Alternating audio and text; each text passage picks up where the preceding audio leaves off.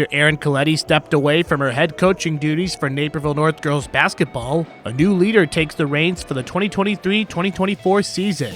Aly Miller takes a seat in the head chair this winter as she looks to keep the strong run going for the blue and orange following Coletti's 4 seasons. I'm just really excited to build a positive culture that I think, we started in June over camp, and the girls have definitely, done a good job of our captains. We had those conversations about what we wanted to accomplish this year and moving forward and creating a positive culture amongst, all the levels in our programs and, girls getting to know each other and have those relationships and connections with everybody. And I think we've done a really good job of that so far. That culture has shown plenty of positive vibes in the past 4 seasons, with 2 regional titles and a trip to the sectional final for the first time since 2001. This year's Huskies had to start from scratch with the first-time head coach and needed to replace key players from a 20-win season like Layla Henderson, Drendel, Homan, and Peyton Fenner. It's been a little bit of a roller coaster, but it's definitely been a fun journey so far.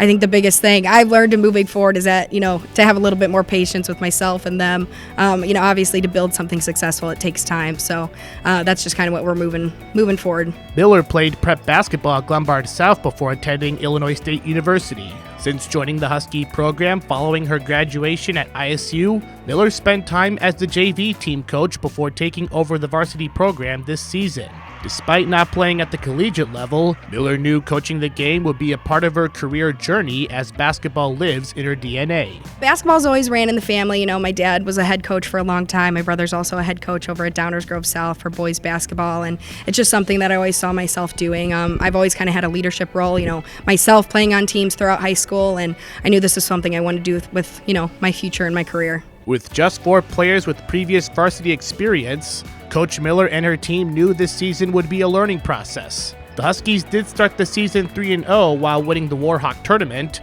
but there was a road bump along the way in the form of 6 straight losses. However, following that rough patch, they won 4 of their last 6 games, including a big win over Neuqua Valley in the Montini Christmas tournament. Coming out of the holiday break, the team kept the ball rolling by picking up their first DVC win over Metea Valley. As for the players on the court, including returning starter Sydney Fink, they are excited to have Miller on their side and are ready to face the roller coaster of challenges. They have our backs all the way. I think their energy is just something that it can't ask for more.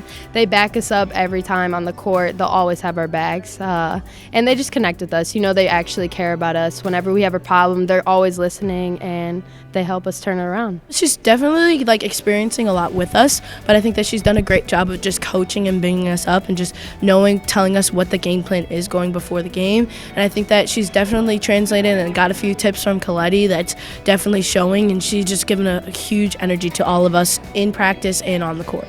Now with the calendar flipped to 2024, Coach Miller and the rest of the Huskies are ready to make some noise and get back to the program's winning ways. Lately, we've been doing a great job of sharing the ball offensively. We pride ourselves on our defense and the intensity that we play on that end of the floor and using that to kind of project our offensive end. So if we can keep doing those things, I think we'll be all right. For Naperville Sports Weekly, I'm Patrick Cotto.